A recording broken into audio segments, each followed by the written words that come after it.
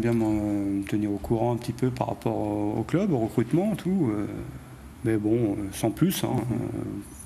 Est-ce que dans le foot, c'est aussi féminin? Est-ce que c'est aussi le sac de crabe, les transferts? Parce que parfois, on voit on savonne la planche pour pas que des transferts se fassent ici ou là, pour récupérer un tel ou un tel, etc. Ce qui peut être de bonne guerre, hein, mais... Ouais, mais bon, oui, peut-être un petit peu, mais pas au même niveau que les garçons. Déjà, il y a moins d'argent. Il y a déjà beaucoup moins d'argent en jeu, mais bon, c'est vrai que les clubs essayent de se prendre quand même les filles un petit peu par derrière, sans trop prévenir. Bon, maintenant, on ne le fait plus. Il n'y a plus trop de respect de ce côté-là. C'est la loi du plus fort, c'est tout. On fait une proposition et après, c'est la fille qui décide, ou le garçon dans les plus gros clubs. Louis Nicolin, qui est le plus lyonnais des Montpelliérains, hein, c'est le moins qu'on puisse dire. Et d'ailleurs, je ne sais pas s'il regarde cette émission, mais on l'invite sur le plateau quand il le désire. Est-ce qu'il a trouvé ça de bon goût que tu viennes à Lyon? Je sais pas trop. Bon, moi, c'est quelqu'un que j'aime bien, et c'est pareil. Il a son caractère. Bon, de temps en temps, il pète les plombs, mais bon, c'est quelqu'un de très humain. Moi, j'ai pas eu à me plaindre à Montpellier, et j'ai beaucoup de respect pour Monsieur Nicolin. Bon, après, je serai adversaire cette année. Mais là, bon, je pense quand même qu'il a réagi un petit peu. Je vois que Montpellier recrute. Ils ont pris une japonaise. Et je pense qu'il veut peut-être me faire un petit peu de mal quand même. C'est de bonne guerre, là aussi. C'est de bonne guerre, voilà, c'est de bonne guerre. Et puis bon, c'est bien. J'espère que et puis Montpellier fera partie des équipes qui joueront le titre aussi. La finale de Madrid, horrible. Horrible. Le 20 mai dernier, c'était un match qu'on attendait beaucoup pour ces féminines qui avaient fait une saison superbe. Le match, elles ne l'ont pas manqué, on ne peut pas dire ça du tout. Elles ont fait une super finale, ça se joue à pas grand chose. Elles ont tout donné sur le terrain, elles ont terminé complètement vidées. Moi, je me souviendrai toujours de cette image d'Amandine Henry qui a fait un match exceptionnel, qui durant 120 minutes a tout donné sur le terrain, qui malheureusement manque ce tir au but. S'il y avait eu un dieu du football, il n'aurait pas pu lui faire ça avec le match qu'elle avait fait. Mais voilà, c'est un petit peu l'image de cette finale. Elle l'aurait mérité. Malheureusement, ce titre leur a échappé.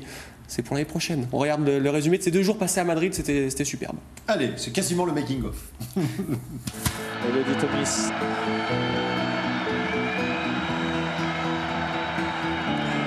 Pour le 9e tir au but.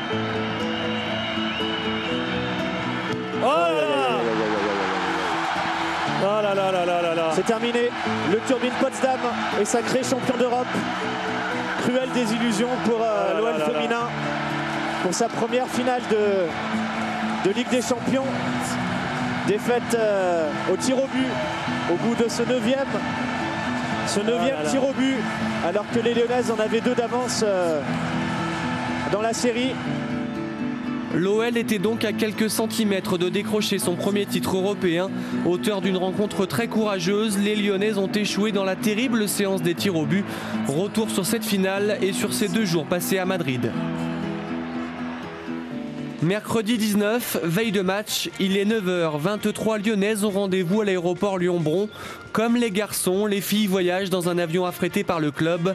Comme les garçons, les Lyonnaises portent une tenue aux couleurs du club, un tailleur ajusté à la hâte qu'elles inaugurent pour ce déplacement si particulier. L'effet général est réussi, même si certaines ont le petit détail qui fait la différence. C'est là-dedans qu'on voit les vraies femmes qui savent s'habiller, qui ont du goût. Et toi, c'est un sac à dos que tu as? Non, c'est ma petite besace rouge. Corinne a un sac à dos en revanche. Tiens.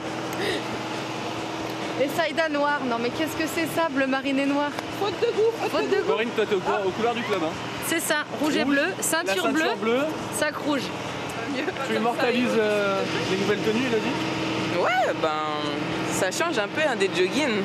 Ça se voit que c'est une finale. Non mais on est toutes jolies comme ça fait plaisir.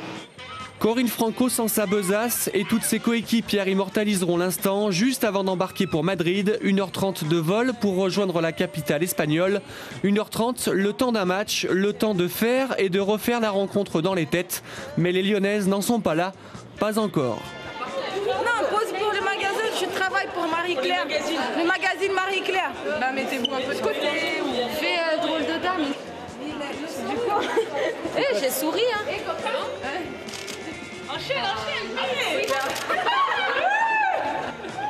Dans l'aérogare, à plus de 24 heures de la première finale de Ligue des Champions de l'histoire d'un club français, les joueuses sont donc relativement détendues. Mais en sortant, en foulant le sol espagnol, en arrivant à l'hôtel, la capitaine Laura Georges sent un léger changement d'attitude. On rentre dans le vif du sujet, on est dans la ville, Rétafé, et donc petit à petit, on va pas commencer à se mettre la pression, mais petit à petit, c'est vrai qu'on se rapproche du grand jour. Et après le repas et la sieste, le rythme s'accélère encore. Il est 17h30, les Lyonnaises découvrent le Coliseum Alfonso Pérez. Ce charmant petit stade, un mini vélodrome de 17 000 places, accueillera la finale. Sous une chaleur étouffante, plus de 30 degrés, les joueuses effectuent un dernier entraînement au programme, un footing des taureaux et quelques frappes. Le contenu est léger. Farid Benstiti souhaite préserver les organismes et familiariser ses joueuses à ce cadre et ces conditions très inhabituelles. Température brésilienne un peu là. Ah mais là j'ai trouvé de sourire. Hein. Et là il va tomber dedans parce que là la température elle est magnifique. J'ai entendu que ça. C'est dur de s'entraîner avec cette chaleur, non? Ah mais non, je suis bien habituée.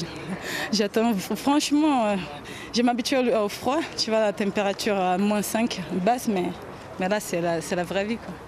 Très beau stade. Apparemment en plus il va être rempli donc ça fait plaisir déjà de voir qu'il y a autant de monde qui viennent voir notre finale. L'herbe est vraiment parfaite, le terrain est un terrain parfait. Voilà, maintenant il ne manque plus que la victoire.